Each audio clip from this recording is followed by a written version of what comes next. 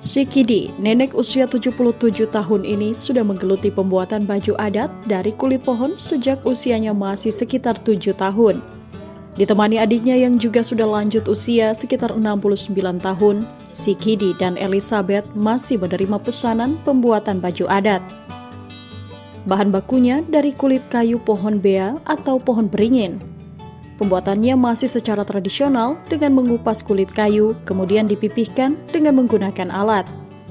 Setelah tipis, kulit kayu akan dijemur dan dicat sesuai motif khas daerah Poso.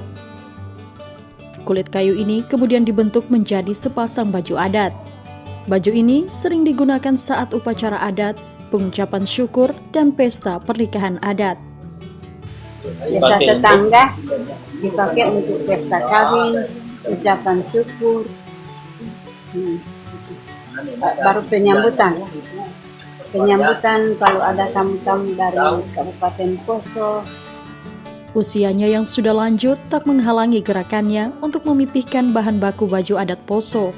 Sayang, ketertarikan generasi muda untuk menjadi pembuat baju adat dari kulit kayu ini masih kurang. Ada generasi berikutnya yang suka bantu ini seperti ini? Mudah-mudahan satu anak kan mau diajar, ada satu anak mau belajar supaya ada generasi. Aldrim Talara, Kompas TV Poso, Sulawesi Tengah.